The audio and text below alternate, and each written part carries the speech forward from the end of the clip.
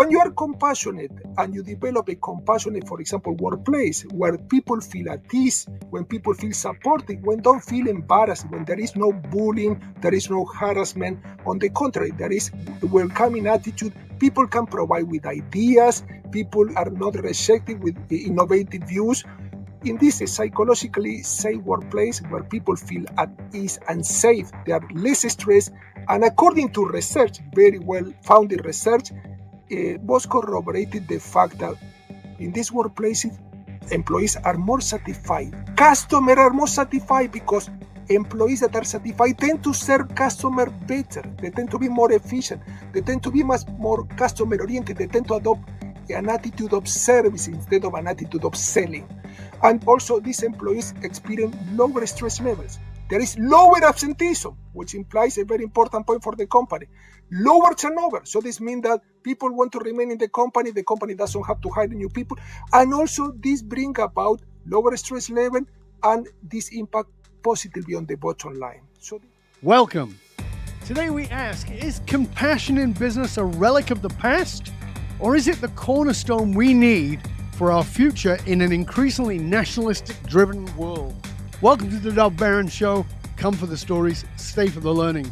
I'm your host, Dov Baron. I advise high-performing leaders and organizations in how to harness their emotional source code to purposefully transform their tribe.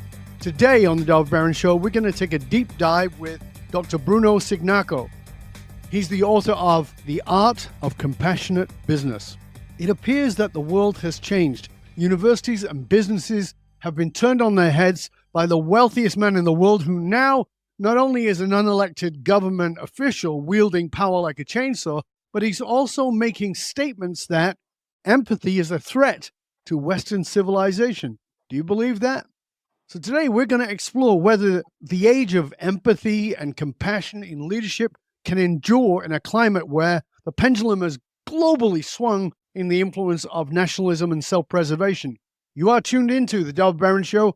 This isn't just another podcast. It's an exploration into the minds of those who shape the world. Every episode is a raw, unscripted collaboration between my guest and myself as we dive into the truths that few dare to ask. We find our guests for you are kind of often generally unknown to the general public, but they are absolute titans in their field, the kinds of people that high-profile leaders turn to when they need that edge. If you're the kind of leader who craves depth over sound bites, you got to hit that subscribe button right now, because this is where real thinkers come to sharpen their edge. For the next 2 episodes, we're joined by Dr. Bruno Cignacco, an Italian-Argentinian scholar and a consultant based in London, England. He works with major organizations in how to unpack the transformative power of compassionate business practices amidst a landscape where the world's wealthiest entities influencing politics and societal norms, often sidelining the softer yet critical aspects of human-oriented leadership.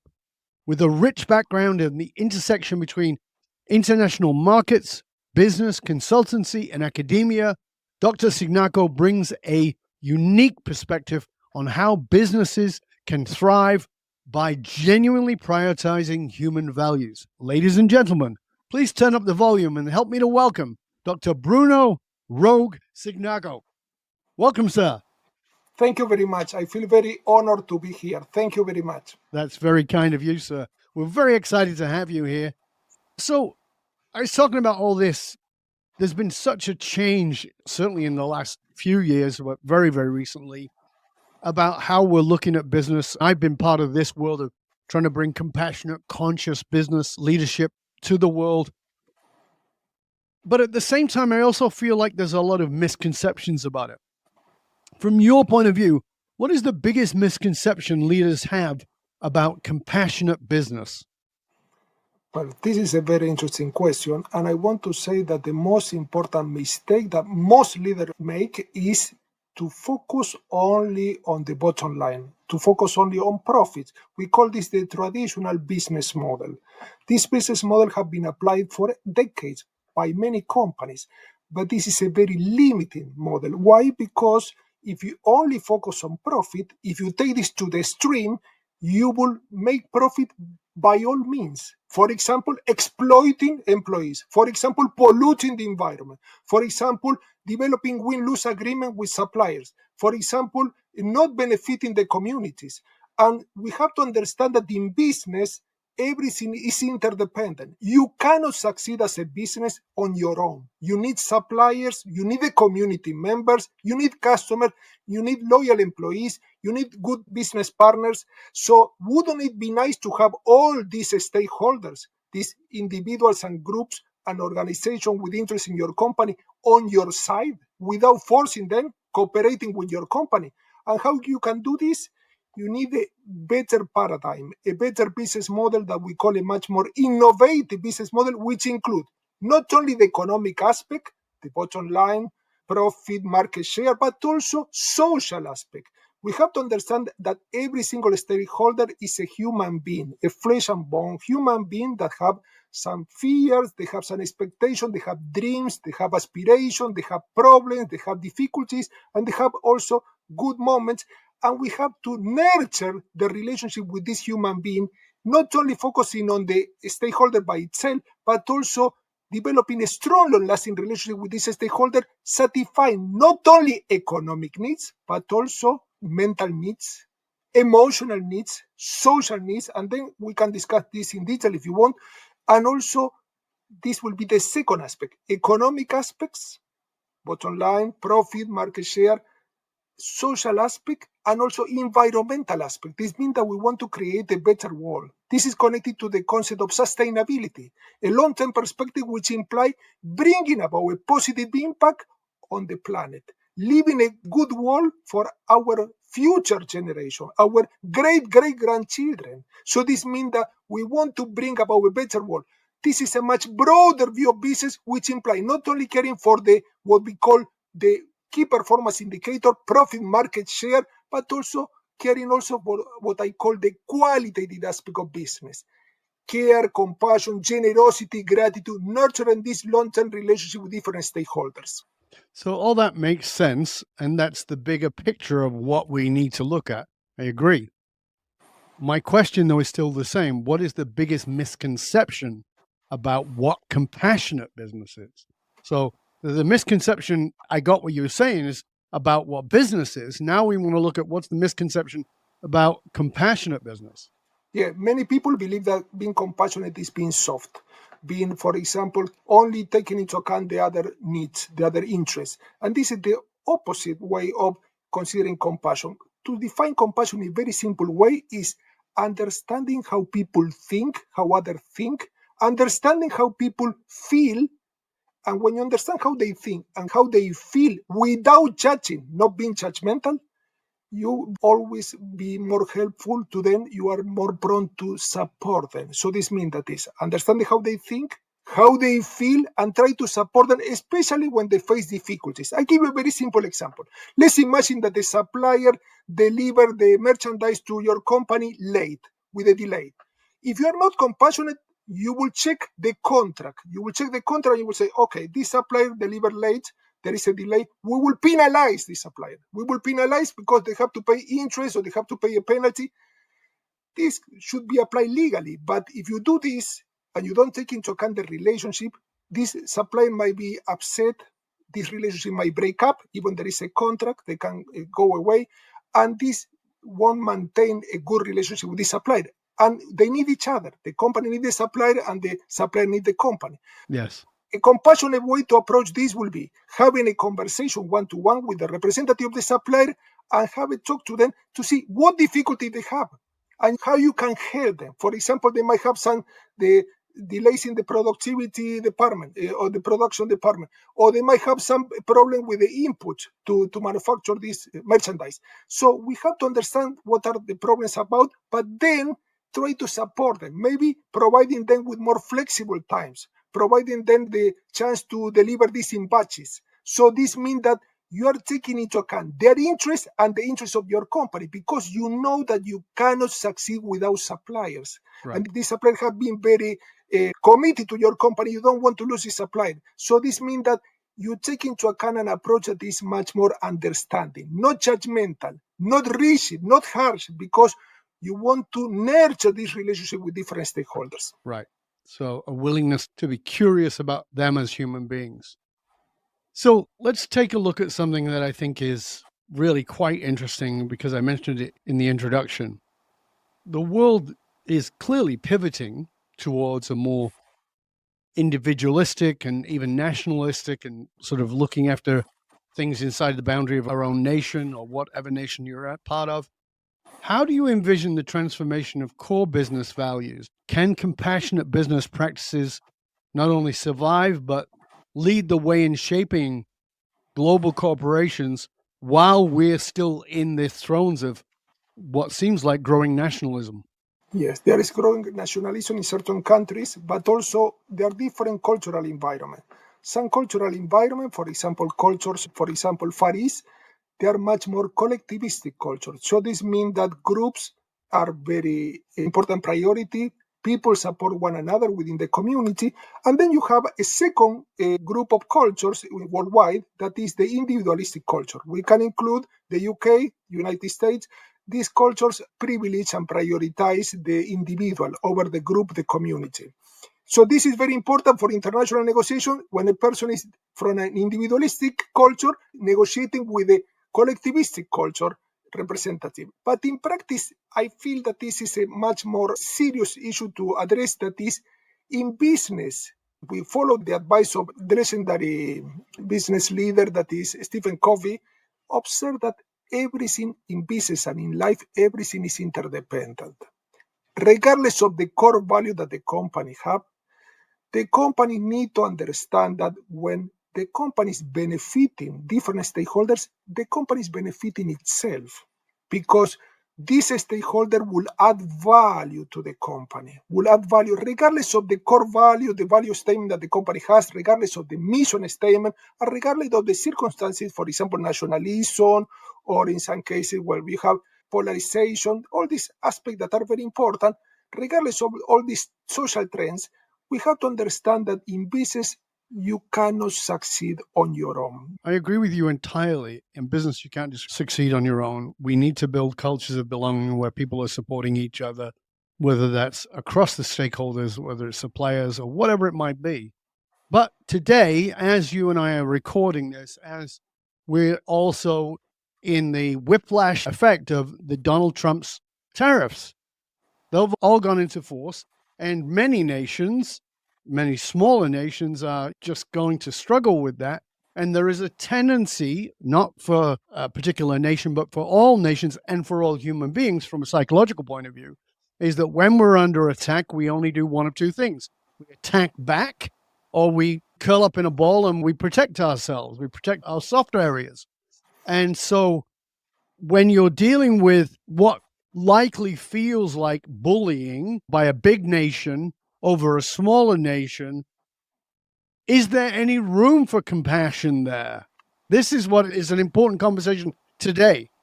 There is room for compassion. There is always room for compassion, because compassion is something innate in all human beings. Why is room for compassion?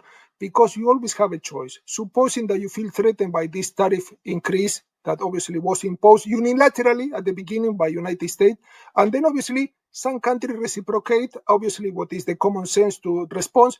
What happened in this case? Well, countries and companies have choice to look for other business partners, other countries where they do business. There are around 200 countries. So this means that the monopoly of what we call the big empires that they were calling in the past is not current any longer. So there is always a choice to look for other business partners. But I will say that companies do not have to imitate what that example of non-compassionate attitude, but they should take the chance to adopt a compassionate attitude, not because they want to be kind or they want to be good and have a good image, but because there is a lot of research that corroborate that being compassionate bring about economic benefits. And I want to highlight a few so that we can enlighten the listener.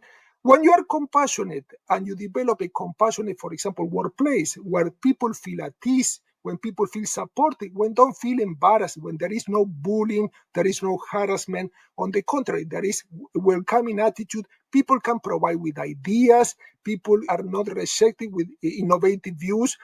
In this psychologically safe workplace where people feel at ease and safe, they are less stressed.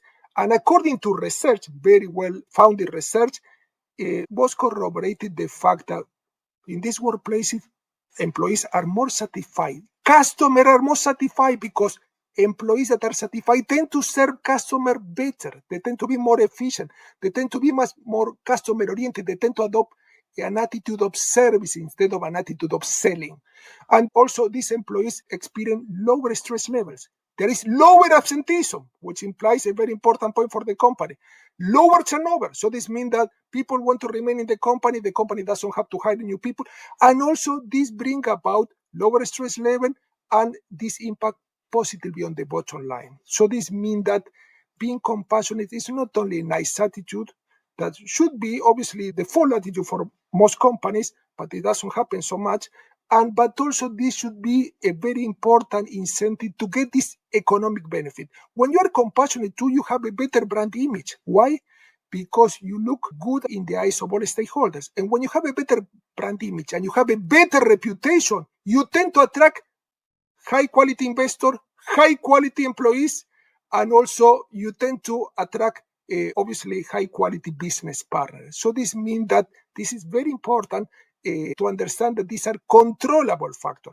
In some cases, you cannot control obviously what is going on in the world economy, but you can control what is going on with your company, the attitude that you adopt. And when you are compassionate with others, for example, a boss is compassionate with the subordinates, this brings about what we call emotional contagion. This means that you infect people in a positive way. You feel positive emotion, and you infect these employees with positive emotion, and they tend to treat each other in a compassionate way. But also within the company, when the company is compassionate with employees, these employees tend to feel much more identified and committed to the company. They feel that their contribution counts, they are of value for this company, they feel that the workplace is supportive, and they feel that the company is a good place to work. If you see, for example, the good place to work or the best place to work ranking, you will see many companies there that they have a compassion toward the employees, not only paying a good salary, but treating this employee with respect, being grateful when they contribute on a regular basis, celebrating the achievement, for example, with social events and so on. Yeah, of course, all those things are important. And I wouldn't disagree with that word you said. I think everything you said is absolutely true. I've written lots about it myself. That's different than the company feeling like, oh shit, the market has just disappeared. The stocks are down across the world, the markets are falling, everybody's in this panic mode. Let's pretend I'm an owner. Yes, I want to be compassionate to my suppliers. I want to be compassionate to my employees. I want to be compassionate to my customers, but all that could go away. This is feeling like a threat for a lot of people. And you and I both know that even at a very human level, when people feel threatened, they tend not to be at their best. It's not always the case, but as a generalization, many people under threat will move to the lowest common denominator, which is lacking in compassion and sort of taking care of their own. So what I'm asking you for here in the shortest possible way is to say, how do we bring somebody who owns a company or is a senior person in a company who is massively under threat right now? How do we get them to operate with a level of compassion that feels very unnatural in the circumstances? Well, with a small gesture create ripple effects. For example, being grateful with employees with their contribution, meeting the deadline. Very simple gesture. This bring about very big ripple effects. But we have to understand what research says about fear and these constrictive emotions.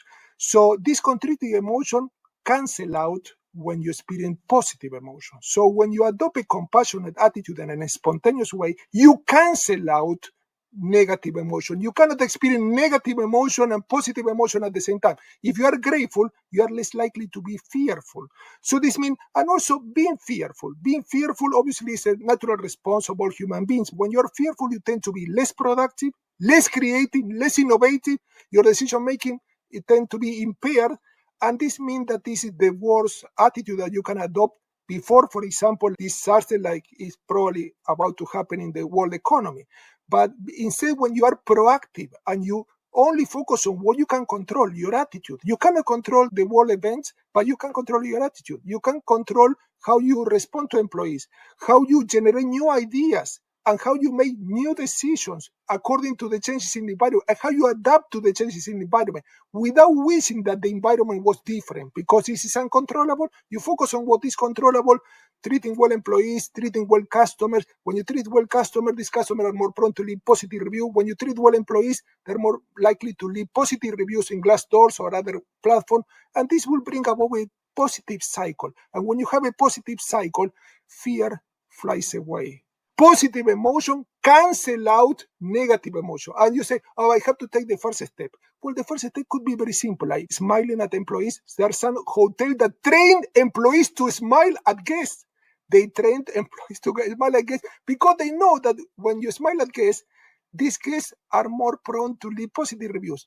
In some bars and restaurants, the waiters are trained to smile. Why? Because they know, according to research, when they smile, they can control the smile, they're more likely to receive bigger tips. This is under your control. So this means that you cannot change the big events, but you can change small events within the company under your control, and you bring about positive ripples, and you can navigate this turbulent environment in a much more effective way. You cannot change the environment, but you can navigate, and you are more likely to develop innovative ideas, more creative ideas, because at the end, the most important factor in business, and I want to say this aloud, is not artificial intelligence, it's not technology, it's not funds, it's not information, it's the human being. When you enhance the human being and you treat them in a kind, respectful way, you ask them to collaborate, you listen to their ideas, you don't believe that you know it all, this human being give you more than you expect because you create a positive cycle of reciprocity. When you treat them bad, when you say, oh no, I am upset because of all this event, I will fire half of the staff and I don't give any compensation, and you treat them in a disrespectful way, they will respond in a negative way, will leave negative reviews, try to sabotage your company. Not good. So this is a very important principle of social psychology, reciprocity. You treat people well, it's under your control, they tend to bring about a positive cycle. They treat you well, they cooperate, the employees will work not by the book. They will work extra hours without asking for compensation and so on. So throughout your career, which you've been doing a long time, you've witnessed, I would guess, numerous economic fluctuations and, for that matter, public upheavals. Obviously, you've also lived in many countries. So are there specific strategies that companies have successfully implemented during crises to maintain or even elevate their commitment to compassion? Yes. I won't call this a strategy. I will call this principles. Principles because they are principles that are perennial, timeless. They can be applied, for example, during crisis, but also they can be applied when there is no crisis at all.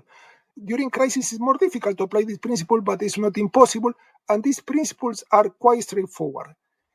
Being grateful to people is a very simple thing that everyone can do. According to very vast research on gratitude and gratefulness, being grateful bring about more gratitude in the workplace, more gratitude, for example, when you relate to customer and any other stakeholders. This bring about a very positive relationship with any stakeholders. And these stakeholders are more prone to cooperate in a much more committed way with your company.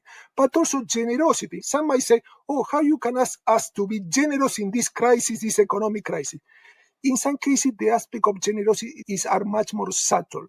When you are generous, you can give two things. Tangible thing, for example, giving an employee a bonus, or you can give intangible thing. For example, giving an employee an ear. Supposing that the employee is listening to this news, all this terrible environment, and is getting a bit worried, they don't know that they will be sacked or not. Well, if you are generous, you might have a meeting with all employees, keeping them informed of the situation, keeping them informed if there will be any, for example, dismissal. Don't maintain this uncertainty that might make this employee feel like anxious or upset or a bit fearful. And generosity implies, for example, when employees need some help, for example, they might have some family challenges, for example, providing with flexible hours or providing with training. This is under the company control. So generosity bring about generosity. Why? Because researchers observe that when you are generous, you make others feel indebted with you. So you are generous with employees, supposing that you give free mentoring, free coaching, and you support them, free training, and so on. These employees feel very fulfilled. And this is more prone to work, for example, long hours without asking for compensation or propose very innovative ideas. Instead, when this employee is treated in a very just, paying a good salary, but nothing else, not being grateful and so on, well, this employee is more prone to look for other job opportunity, even they're earning a good salary. Why? Because this employee has emotional need. They need to feel that they're valued, that they're appreciated, they're supported. I agree. So tell me, off the top of your head, what do you feel about Elon Musk saying that empathy is a threat to Western civilization? Well, this business leader is very particular. I will say that I don't want to make any opinion on this leader, but I will say that some of leader like him believe that everything is about productivity. We need to be productive. We need to cut costs. And what is this view of business? It's a very mechanistic view of business, implying that employees are like a cogs in the organizational machinery. And when, for example, when employees do not work, the piece is defective, we can change the piece. But with Elon Musk and other leaders forget is that behind this position, behind this employee, there is a family, there are friends, there is a life, there is a livelihood, and there is an employee that might have problems, challenges, fears, and so on. So we forget about the human being. And when we forget about the human being, we are more prone to treat this employee in a dehumanizing way. Is it not good? Because when employees feel that they're treated in a dehumanized way, they feel that they're not really a person of value for this company, but they're only like a little part in this machinery. Not good. Even when these employees are in a good salary, this employee will look for other company where they have some meaning. So the thing that they do, they bring some meaning to their lives. Because at the end, research also observed this fact that employees do not look only for the economic aspect, they look also for meaning. They want to feel competent. They want to feel that they are adding value to something bigger than them. They want to feel that they are contributing to something that bring about positive change to the company, to the community, to the world. And for the reason many employees volunteer. Why? They volunteer because they don't need to do it, because they feel this makes sense. They are making a very important contribution to the community, helping people and so on.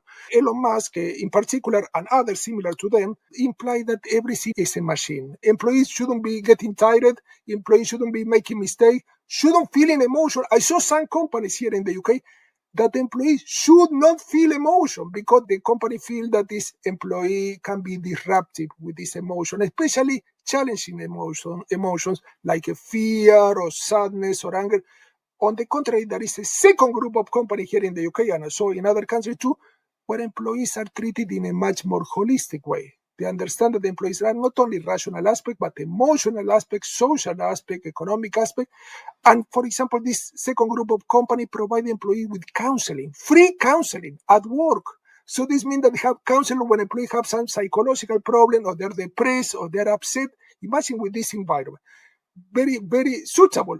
Some of the big four in consultancy, they're using also counseling. So they give free counseling session to employees so that they can reduce their stress. Because they know when employees are not stressed, they're relaxed, they're at peace, they're mindful, they're very well aware, they're more likely to be productive. They're more likely to be creative. So this means that we have to care for the human being because the human being is a meta resource. It's a resource that helps you generate artificial intelligence, technology, information, new business model. So it's the resource above all resources. We'll come back to that in part 2. We're already at the end of part 1. I want to make sure that people know how to find out more about you, Bruno, and all of your resources, your book, etc. Please tell people where they can find out more about you. Yes, they can find me. My website is www.brunocignacco with double C at the end.com. And they can find my book, The Art of Compassionate Business, second edition, published by Routledge worldwide, any bookshop, online, offline. And it's a book that has hundreds of cases of compassionate company, a lot of research. All the principles are research-based. Beautiful. We'll make sure that all those links are posted, including links to social connections with Bruno. We'll make sure all those are in the show notes. So if you didn't catch them, don't worry. just go down to the show notes. They'll be right there. We're going to be back in just one click for more of our delicious conversation with Dr. Bruno very shortly. So stay curious, my friends. Stay curious.